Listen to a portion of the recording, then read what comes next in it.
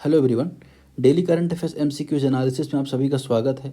27 फरवरी के current affair हम यहाँ पे पढ़ेंगे और 27 फरवरी के ऐसे टॉप 10 न्यूज जो या तो द हिंदू में थी, अगर आप देखोगे इंडियन एक्सप्रेस में थी, पीआईबी में थी, या किसी भी आर्टिकल में थी, किसी भी न्यूज़पेपर में थी जो यूपीएससी के लिए किसी भी गवर्नमेंट एग्जाम के लिए इंपॉर्टेंट है, उसे हम यहाँ पे एमसीक्यू फॉर्मेट में देखते हैं। बाइलिंगुअल एमसीक्यू फॉर्मेट में सारे पैटर्न हम यहाँ पे रखते हैं, जैसे स्टेटमेंट वाइज क्वेश्चन है, इसके अलावा जो one liner current affair question पूछे जाते हैं वैसे भी क्वेश्चन है, साथ ही पेयर्स में भी हम यहाँ पे क्वेश्चन रखते हैं। अब सारा करंट अफेयर हम स्टैटिक के साथ जोड़ के देखते हैं, इसका एक्सप्लेनेशन भी आपको शानदार मिलता है। अगर आप देखोगे यहाँ पे इमेज सारी मिल जाएंगी, जो उससे रिलेटेड कुछ इन्फोग्राफिक वो मिल जाएंगे, और हिंदी और इंग्लिश दोनों में ही आपको मिलेगा। अब ये पीडीएफ कैसे मिलेगा, तो इसके लिए आपको Telegram channel @India's affairs by Divas search करना पड़ेगा और हमारे डिस्क्रिप्शन में भी आपको इसका लिंक मिल जाएगा। चलिए शुरू करते हैं, बात करते हैं पहली न्यूज़ से। पहली न्यूज़ से नहीं, बेसिकली अगर हम देखें तो दूसरी न्यूज़ से शुरुआत करते हैं। दूसरी न्यूज़ किसके संबंध में है, इसके बाद पहले देखेंगे। Consider the following statements regarding ESIC. ESI के बारे में दूसरी न्यूज़ है। अब देखेंगे ईएसआईसी के बारे में क्या न्यूज़ है। नई दिल्ली में भारत मंडपम में 75th ईयर मनाया गया किसका, ईएसआईसी का। ईएसआईसी को बोला क्या जाता है, इसे बोला जाता है एम्प्लॉइज स्टेट इंश्योरेंस कॉरपोरेशन। क्या, एम्प्लॉय स्टेट इंश्योरेंस कॉरपोरेशन। अब अगर आप देखोगे इसको इस्टेब्लिश किया गया था ईएसआई एक्ट 1948 के अंतर्गत, ठीक है। तो इसको तब बनाया गया था, और जो मिनिस्ट्री ऑफ लेबर है ना, और एम्प्लॉयमेंट है, उसके अंतर्गत ये काम करती है। तो एक तो ये बात हो गई, और ये एम्प्लॉयमेंट स्टेट इंश्योरेंस स्कीम जो होती है उसका संचालन भी करती है। अब अगर हम बात करें ईएसआई का पर्पस क्या होता है, उद्देश्य क्या होता है, तो उसके अलग अलग उद्देश्य होते हैं। जैसे जो एम्प्लॉयज़ होते हैं उनको सोशल बेनिफिट देना, मेडिकल बेनिफिट देना, है ना। इसके अलावा मैटरनिटी रिलेटेड जो बेनिफिट है वो उनको इंश्योर करवाना, चाहे वो निजी संस्था हो या प्राइवेट संस्था हो या सार्वजनिक संस्था हो, ठीक है। तो ये सारे जो टास्क है किसके पास, ईएसआईसी के पास रहते हैं, ठीक है। अब इसका चेयरमैन होता है, चेयरमैन कौन होते हैं, केंद्रीय जो श्रम मंत्री होते हैं, सेंट्रल लेबर जो मिनिस्टर होते हैं वो इसके चेयरमैन होते हैं, ठीक है। तो एक तो ये बात होगी ईएसआई किसी के बारे में, इसको कब इस्टेब्लिश किया गया था, ये आपने यहाँ पर देख लिया, एक्ट आपने देख लिया। अब स्टेटमेंट अगर आप देखोगे तो स्टेटमेंट आपको बहुत ईजी लगेगा। जैसे ईएसआईसी एक स्टैचुरी बॉडी है, इसको यहाँ पे कर लेते हैं। हाँ हाँ, क्या बोला जाए, ईएसआईसी एक स्टैचुरी बॉडी है, 1940 एक्ट के अंतर्गत बनी थी, ये बात यहाँ पे करेक्ट हो जाती है। It function under the ministry of health and family welfare.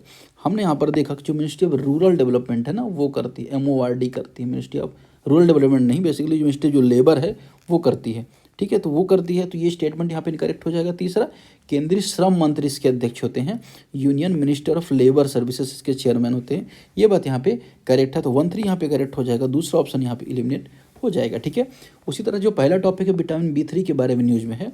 B3 के बारे में क्या न्यूज़ में है, तो अभी एक रिसेंट स्टडी हुई, उस स्टडी में ये पाया गया कि एक रेयर डिसीज है, उस डिसीज को क्या कहा जाता है, NAXD डिफिशियंसी या उसकी कमी कहा जाता है। तो अभी क्या हुआ, चूहों में स्टडी हुई, चूहों में स्टडी में ये पाया गया कि इस जेनेटिक जो डिसीज है उसको ठीक करने में विटामिन B3 सप्लीमेंट काफ़ी अच्छा साबित हुआ। B3 का जो साइंटिफिक नेम होता है नियासिन होता है। अब B3 विटामिन क्या होता है, विटामिन आपको पता है कि शरीर में जो हमारी एनर्जी होती है, जो शरीर की रक्षा करती है, उसमें अगर आप देखो विटामिन है, इसके अलावा जो आपका कार्बोहाइड्रेट है, प्रोटीन है, फैट है, इनका योगदान होता है। अब विटामिन जिसको फंक ने खोजा था, ये अलग अलग टाइप के होते हैं। जैसे विटामिन ए होता है, बेसिकली 2 टाइप के विटामिन होते हैं, एक होता है जो फैट में घुल जाते हैं या वसा में घुल जाते हैं, इसे कहा जाता है ADE के, ये विटामिन क्या होते हैं, वसा में घुल जाते हैं। वहीं अगर आप देखोगे 2 विटामिन होते हैं जो किस में घुलते हैं, पानी में घुलते हैं। जैसे अगर आपने इसके अलावा जितने भी विटामिन B2 B3 जितने भी हैं वो पानी में घुल जाते हैं। अब अगर आप देखोगे अलग अलग विटामिन से अलग अलग चीज़ें होती हैं। जैसे अगर आप देखोगे यहाँ पर मैंने एक लिस्ट दी है, जैसे विटामिन ए का फुल फॉर्म रेटिनल होता है, और विजन प्रोटेक्टर मतलब होता है रतौंधी रोग विटामिन ए की कमी से होता है। तो अगर आप विटामिन ए का जो प्रोडक्ट है, जैसे कैरेट है या स्वीट पोटैटो है, अगर आप नहीं खाते हैं, पम्पकिन नहीं खाते, मैंगोज नहीं खाते, तो विटामिन ए की कमी हो सकती है। उसी तरह से यहाँ पे मैंने पूरी लिस्ट दे दी है। विटामिन बी में थायमिन उसका साइंटिफिक नेम होता है, कई बार स्टेट पीसेस में पूछा जाता है, इवन इस यूपीएससी के लिए भी इंपॉर्टेंट हो जाता है। इस लिस्ट से आप क्या समझेंगे, इस साइंटिफिक नेम कौन कौन से होते हैं, इसको कैसे याद करना है, इसके लिए अलग अलग मैंने भी जब मैंने याद किया था तो इसके लिए मैंने ट्रिक बहुत सारी खोजी थी। जैसे B3 है, नियासिन है, सिन को मैंने 3 से ऐसे डिक्टेट किया था। तो अलग अलग चीज़ें याद करने के लिए मैंने अलग अलग खोजी थी। जैसे यहाँ पे X है और ये 6 है, तो X और 6 को मैंने वो करके याद किया था, ट्रिक बना किस तरह से याद किया था, है ना। और जैसे ये बेसिकली मेरे दोस्त ने याद करवाया था, तो इस तरह कुछ ट्रिक बना के तो आप भी इसे याद कर लीजिएगा, याद कर लेंगे तो ज़्यादा बेहतर होगा आपके लिए, ठीक है। तो ये बात हुई यहाँ पे B3 के बारे में जो न्यूज़ थी। यहाँ पे स्टेटमेंट्स क्या बन रहे हैं अगर आप देखो कि विटामिन B3 वाटर सोल्यूबल होता है। मैंने आपको बताया कि A, D, E के जो विटामिन होते हैं वो किस में घुल जाते हैं, फैट में घुलते हैं, बाकी सब वाटर में, तो ये भी स्टेटमेंट करेक्ट हो जाएगी। दूसरा, niacin exist only in form of nicotinic acid, ये निकोटिनिक एसिड में केवल इसको क्या किया जाता है, रखा जाता, पाया जाता है। ये स्टेटमेंट यहाँ पे करेक्ट है। और विटामिन B3 कमी से पेलाग्रा रोग होता है, ये स्टेटमेंट यहाँ पे करेक्ट है। अगर आप इस लिस्ट में आप जाओगे तो आप यहाँ पे देखोगे विटामिन B3 यहाँ पे हार्ट हेल्पर है ना, तो ये एक दिक्कत यहाँ पे होती है। इसके अलावा अगर आप देखोगे तो विटामिन B3 से अभी एक और रोग जो जिसके बारे में मैंने बोला, कौन सा रोग है जिसे ठीक किया जा सकता है, NADH डिफिशियंसी जो होती है, इसको ठीक किया जा सकता है, ठीक है। अब विटामिन जो नियासिन होता है उसके दो केमिकल फॉर्म होते हैं, निकोटिनिक एसिड होता है और नियासिमिनाइड होता है, ठीक है। ये हमारे भोजन से प्राप्त होता है हमें विटामिन B3, ठीक है। तो ये सारी चीज़ें थोड़ा सा आपको यहाँ पे याद रखना है। चलिए, कैसे कैसे विटामिन B3 हमें प्राप्त होगा, क्या खाने पर, तो अगर देखो जो रेड मीट खाते हैं, इसके अलावा जो पोल्ट्री प्रोडक्ट खाते हैं, फिश जो खाते हैं, उनको विटामिन मिलता है। इसके अलावा अगर आप ब्राउन राइस से अगर आप देखो कि विटामिन B3 आपको मिलेगा, दाल वगैरह पल्स खाने से आपको विटामिन B3 मिलेगा, ठीक है। तो 1-3 यहाँ पे करेक्ट आंसर हो जाएगा, दूसरा ऑप्शन यहाँ पे एलिमिनेट हो जाएगा। अब अगर आप देखोगे यहाँ पे क्वेश्चन नंबर 3 किसके बारे में, consider the following statements regarding इप्टाइन नेगोरम के बारे में, है ना। इसके बारे में यहाँ पे क्या न्यूज़ है अगर आप देखें तो आइए देख लेते हैं इसके बारे में क्या न्यूज़ है। इसके बारे में बेसिकली ये न्यूज़ थी कि रिसेंट में अगर आप देखो, इसको फोटो देख लेते हैं, ये एक तरह का फूल है, ये देखो आप। तो अभी न्यूज़ में देखा गया कि जो बोटनिस्ट हैं उनकी टीम ने नॉर्थ ईस्ट में एक पुष्प की प्रजाति की खोज की है, फूल की प्रजाति खोज की है, जिसका नाम क्या रखा है, इम्पेटेनिस नेगोरम इसका नाम रखा है, ठीक है। तो ये एक तो ये बात हो गई पहली जो न्यूज़ थी जिस वजह से इसका चीज़ें देखी गई।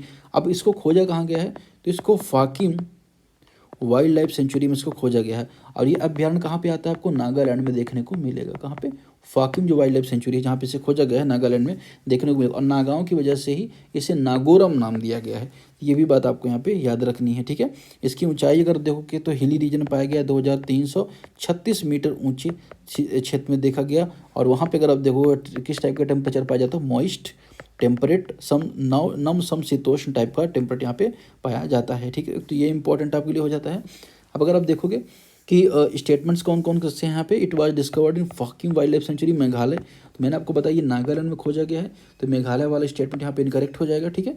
इसके अलावा ये ऊपर पाया जाता है, तो आपको पता है कि मैं ये वाले नागालैंड रीजन हिमालयन का विस्तार है, ईस्टर्न जो हिमालयाज, अगर आपने इंडिया का मैप देख रखा होगा तो अगर आप देखोगे, हाँ ये मैं सपोज कि ये वाला मैप है, इस वाले रीजन में ईस्टर्न हिमालय देखने को मिलेगा। तो यहाँ पे ऊंचे वाले रीजन है, तो ये अगर आप देखो पूर्वी हिमालय में देखने को मिलेगा, ये स्टेटमेंट यहाँ पे करेक्ट हो जाएगी, ठीक है। It is widely distributed across the eastern Himalaya में वाइडली डिस्ट्रीब्यूटेड है। अभी वाइडली डिस्ट्रीब्यूटेड है या मतलब कि सिर्फ एक ही जगह देखा जा रहा है, इसको लेकर थोड़ा सा डाउट है, तो इसको भी हम यहाँ पे करेक्ट ऑप्शन यहाँ पे देख लेंगे क्या होता है, ठीक। तो अगर आप देखोगे जो तीसरा ऑप्शन है यहाँ पे, तीसरा ऑप्शन करेक्ट है, इनकरेक्ट है, अगर हम देखें तीसरा इनकरेक्ट है। करंटली अगर देखो ओनली फॉर्म इस type locality not widely distributed, सिर्फ एक ही जगह इसे देखा गया है, वाइडली डिस्ट्रीब्यूटेड अभी ईस्टर्न हिमालय में नहीं है ना। तो तीसरा ऑप्शन यहाँ पे एलिमिनेट हो जाएगा, केवल और केवल 2 सी ऑप्शन यहाँ पे करेक्ट होगा। तो पहला क्यों गलत हुआ, क्योंकि मेघालय में पाया जा गया है, और तीसरा क्यों गलत हुआ, क्योंकि ईस्टर्न हिमालय में वाइडली डिस्ट्रीब्यूटेड नहीं है, अभी स्पेसिफिक रीजन में इसको खोजा गया है, ठीक है। तो ये क्वेश्चन यहाँ पे करेक्ट हो जाएगा।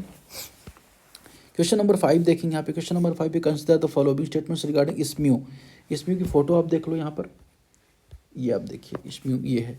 अब इस्म्यू क्या क्यों करंट अफेयर में न्यूज़ में था, ये भी थोड़ा सा जान लेते हैं। हाल में देखा गया कि जो 7th वाटर बर्ड काउंट हुआ, 7th जो वाटर बर्ड काउंट हुई, कहाँ पे काउंट हुई है, तो काजीरंगा में काउंट हुई है। काजीरंगा कहाँ पे है, असम में है ना, असम में, ठीक है।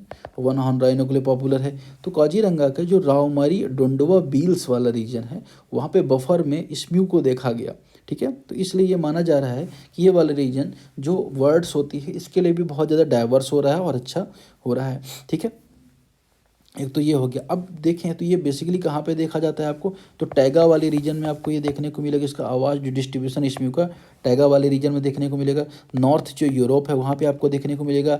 आर्कटिक वाले रीजन में भी आपको देखने को मिलेगा। ठीक है, तो एक तो ये आपको जानना है। साथ ही ठंडी के समय में अगर आप देखोगे तो शीतकालीन में अगर आप देखोगे बाल्टिक सी है, या अगर आप देखोगे जो ब्लैक सी है यहाँ पे ये ट्रांसफ़र होते हैं। नॉर्थ जर्मनी यहाँ पे निकलते हैं। ठीक, आयुसीएन में रेड लिस्ट में देखो तो आयुसीएन में से लीस्ट कंसर्न लिस्ट में रखा गया है किसको, इसमियों को। तो ये बातें हमने यहाँ पर देखी। भारत में भी देखा गया, काजीरंगा में देखा गया, तो ये हमने यहाँ पे देखा काजीरंगा वन ऑन राइनो के लिए और एलिफेंट के लिए भी पॉपुलर माना जाता है। ठीक है, इसमें जो स्मॉल डिविंग डक, ये बात स्टेटमेंट यहाँ पे करेक्ट हो जाएगी। ठीक है, आयुसीएन में लीस्ट कंसर्न है, आई थिंक ये भी यहाँ पे करेक्ट हो जाना चाहिए। फिर भी यहाँ पे देख लेंगे जो फोर्थ क्वेश्चन उसका क्या स्टेटमेंट यहाँ पे, चौथा का स्टेटमेंट अगर आप देखोगे इनकरेक्ट, ये लिस्ट कंसर्न है ना कि इंडेंजर्ड। बेसिकली लिस्ट कंसर्न नहीं है यहाँ पे, लिस्ट कंसर्न बोला गया ना, हाँ लिस्ट कंसर्न है। It is list concern correct option है। तो 1 और 3 और 2 ये तीनों ही ऑप्शन यहाँ पे करेक्ट हो जाएंगे। यूरोप और पेलियार्टिक नॉर्थ जो टैगा है वहाँ पे देखे जाते हैं। ठीक है, 1, 2, 3 यहाँ पे करेक्ट आंसर हो जाएगा। क्वेश्चन नंबर 5 देखेंगे यहाँ पर, पीटलैंड को लेके है। Consider the following statements regarding Peatland. Peatland पहले अगर आप देखो किस तरह के रीजन को पीटलैंड बोला जाता है, तो इस तरह का रीजन आपको दलदल वाला रीजन आपको देखने को मिलेगा, जो वाटर सैचुरेटेड होता है, वेजिटेशन भी होता है, मिनरल होते हैं नीचे सॉइल में, है ना, पार्टिकुलर डिकम्पोज प्लांट्स होते हैं यहाँ पे अगर आप देखोगे, है ना, यहाँ पे वाटर आपको देखने को मिलेगा। तो इस वाले रीजन को पीटलैंड बोला जाता है। अब न्यूज़ में क्यों था, करंट अफेयर में क्यों आया, ये हम यहाँ पे देख लेते हैं। तो करंट अफेयर में क्यों आया,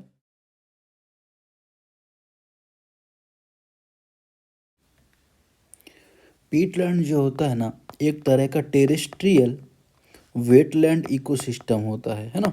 मतलब क्या, एक तरह का स्थल में या ज़मीन में वेटलैंड होता है, एक तरह का ऐसा एरिया होते हैं, वाटर लोग होते हैं, जल भराव का क्षेत्र होते हैं, और जो प्लांट्स वगैरह होते हैं, या मतलब अगर आप देखो कम्प्लीटली डिकम्पोज चीज़ें नहीं हो पाती हैं, है ना, तो ये पीट लैंड इसको बोला जाता है। अब ये बनता कैसे है पीट, तो जो भी वेस्ट मटेरियल होता है, जैसे कोई पौधा है वो डेड हो गया, उसका वेस्ट मटेरियल हो गया, उससे बना, ये सूखता नहीं है ना। तो ये बोला जाता है कि इसको पीटलैंड को। पीटलैंड जो होता है बहुत बड़ा कार्बन सिंक का काम करता है। मतलब क्या, कार्बन डाइऑक्साइड जो वायुमंडल में है उसको खींचता है, कम करता है। तो हमारे इकोसिस्टम के लिए बहुत इंपॉर्टेंट होता है। रिसर्च में क्या भी मिला है, नई रिसर्च में क्या पाया है कि लेक माई नदोम्बे नदोम्बे और लेक तुम्बा कहाँ पे है, democratic Republic of Congo, Africa के बीचों बीच में कंट्री है, डीआरसी जिसे कहा जाता है, इक्वेटर गुजरती है वहाँ पे ये लेक है। ठीक है ना, इसके आसपास की जो पीटलैंड है, हजारों वर्ष से जो बंद कार्बन था उसको क्या कर रहे हैं, वायुमंडल में फिर से छोड़ रहे हैं। तो एक तरह का रिवर्स चीज़ें यहाँ पे देखने को मिल रही हैं, कहाँ पे, कांगो बेसिन में। ठीक है, तो ये न्यूज़ में था, इस वजह से यहाँ पे करंट अफेयर में आया। अब ऑप्शन देख लेते हैं कि पीटलैंड और wetland ecosystem where organic matter accumulate due to incomplete decomposition. आर्द्र भूमि ऐसे तंत्र होते हैं जहाँ पे अपूर्ण अपघटन के कारण जैविक पदार्थ संचित होते हैं, कंप्लीट डिकम्पोज चीज़ें नहीं हो पाती और वहाँ पर स्टोर रहती हैं। ये स्टेटमेंट करेक्ट हो जाती है। दूसरा, पीट release store carbon when it remain water lock.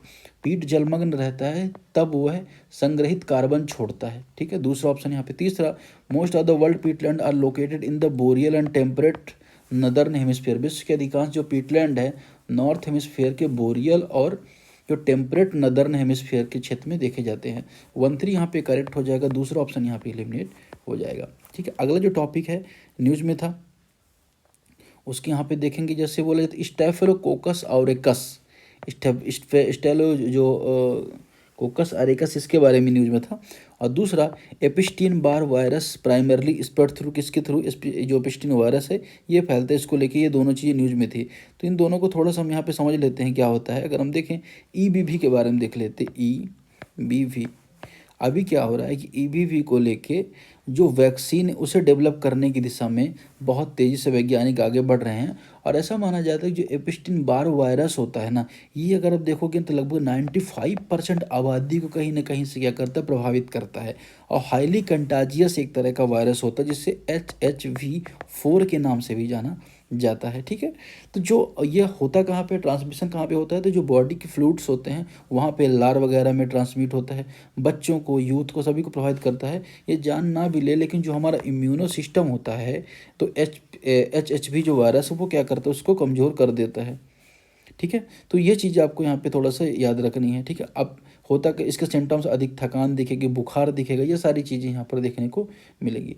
यहाँ पे पूछा जा रहा है कि किससे फैलता है, क्या जल से फैलता है, जो एयरबोर्न जो स्पोरस उससे फैलता है, सलाइवा से फैलता है, या मॉस्कीटो बाइट से फैलता है। इनमें आपको यहाँ पे बताना है किसके थ्रू ये फैलता है, ठीक है।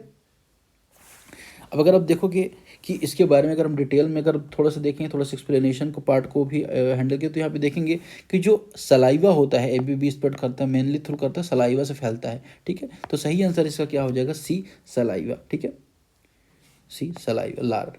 क्वेश्चन नंबर 8 देखते हैं, सॉरी सीलियक, जो सीलियक डिसीज है उसके बारे में देख लेते हैं क्या न्यूज में था, है ना। तो सीलियक डिसीज को लेके ये किससे उत्प्रेरित है, किससे ट्रिगर होता है, लैक्टोज से, ग्लूटेन से, कैसीन से, फ्रुक्टोज से। इन चारों में से सही ऑप्शन इसका कौन सा होगा, यहाँ पे पूछा जा रहा है। तो अगर आप देखो जो सीलियक डिसीज जिसके बारे में यहाँ पे बात की जा रही है, ये होता क्या है, ये थोड़ा सा अगर हम जान लें और ये भी जान लेते हैं कि आखिर ये न्यूज में क्यों था, ठीक है। उसके पहले ये वाला क्वेश्चन अटेम्प्ट कर लेते हैं 9 वाला। Match the following statements regarding ramp. Ramp scheme के बारे में आपको क्या करना है, पेयर्स को मैच करना है। रैंप स्कीम है क्या और क्यों न्यूज में थी। तो हाल में क्या हुआ, जो एमएसएमई है, MSc council, national MSME council की 5th समिट हुई। उसमें क्या हुआ कि वर्ल्ड बैंक द्वारा जो सपोर्टेड रैंप स्कीम है उसकी जो प्रोग्रेस उसको क्या किया, रिव्यू किया गया। रैंप स्कीम के बारे में अगर आप देखो तो इसको 2022 में शुरू किया गया था और इसका टाइम पीरियड 2022-23 से लेके 26-27 तक माना जाता है। 5 वर्षों का टाइम पीरियड था और एमएसएमई जो मिनिस्ट्री उसके अंतर्गत ही काम करता था। अब इसको कौन फाइनेंशियल असिस्टेंस देता था रैंप स्कीम को, तो वर्ल्ड बैंक फाइनेंशियल असिस्टेंस देता था। ये क्या करता है, एमएसएमई को जो मार्केट से क्रेडिट देना हो, है ना, क्रेडिट तक उनकी सुविधाएं हो, केंद्र राज्य व्यवस्था में बेहतर उनका सहयोग मिल सके, है ना, तो उनकी हेल्प करना एमएसएमई की, तो ये सारा काम रैंप के अंतर्गत होता था। अब अगर ऑप्शन यहाँ पे देखो, एमएसएमई गिफ्ट के बारे में यहाँ पे बोला जा रहा है कि हरित जो प्रौद्योगिकी बनाने से संबंधित है। एमएसएमई स्पाइस है, सर्कुलर इकोनॉमी प्रमोशन संबंधित है। एमएसएमई ओडीआर या ऑनलाइन विवाद से संबंधित है। तो ओडीआर तो लग रहा है कि करेक्ट होगा, तो ए या बी में से कोई आंसर यहाँ पे करेक्ट होना चाहिए। अब अगर आप देखोगे जो जो 9 है, ये क्या यहाँ पे कह रहा है, ए और बी किसके संबंध में है, इसका सही आंसर क्या होगा। तो आप यहाँ पे देख सकते हैं इसका जो करेक्ट आंसर हो जाएगा, ए का 1, बी का 2 और सी का 3। अगर आप देखो एमएसएमई गिफ्ट से संबंधित क्या है, ग्रीन इन्वेस्टमेंट जो एमएसएमई है वो एमएसएमई गिफ्ट से संबंधित है। वहीं एमएसएमई जो स्पाइस है सर्कुलर इकोनॉमी से संबंधित है, मतलब एक चीज़ का यूज दोबारा हो सके, रीयूज हो सके, है ना, बार बार प्लास्टिक जनरेट ना किया जा सके। और ओडीआर ऑनलाइन डिस्प्यूट रेजोल्यूशन से संबंधित है। तो सही आंसर क्या हो जाएगा इसका, 1 का 1, 2 का 2 और 3 का 3। तो ए इसका करेक्ट आंसर हो जाएगा। लास्ट क्वेश्चन अगर आप देखोगे, मैच द फॉलोइंग स्टेटमेंट्स, यहाँ पे बर्किट लाइफोमा है, नियासिन डिफिशियंसी से संबंधित है, क्या ये बात यहाँ पे करेक्ट है। दूसरा पेलाग्रा है, ईबीवी से संबंधित है, या सेलियक डिसीज ग्लूटीन से संबंधित है। तो अगर आप देखोगे जना पेलाग्रा हमने देखा था नियासिन से संबंधित है, बी का 1 होना चाहिए। तो ये जो ऑप्शन है बी करेक्ट हो जाएगा। इसका जो बर्किट है ईबीवी बर्किट लिम्फोमा हो जाएगा। और अगर आप देखो सीलियक डिसीज ग्लूटेन टॉलरेंस संबंधित होगा। तो यहाँ पे जो एक और क्वेश्चन है इसका भी आंसर यहाँ पे आपको मिल गया। यहाँ पे जो क्वेश्चन पूछा गया था सीलियक के संबंध में, क्या पूछा गया था, कहाँ गया, कि सीलियक किसके द्वारा ट्रिगर होता है। सीलियक जो होता है वो ग्लूटीन के द्वारा ट्रिगर्ड होता है, ठीक है। तो सही आंसर क्या हो जाएगा, बी हो जाएगा। अभी हमने क्या किया, सारे स्टेटमेंट वाइज जो क्वेश्चन देखते हैं तो उसकी जगह हमने थोड़ा सा शुरू किया कि कुछ पेयर्स में कुछ ऐसे क्वेश्चन डाले जाओ, 1 लाइनर टाइप के भी, है ना, कुछ पेयर्स में भी, तो हमने यहाँ पे शुरू किया।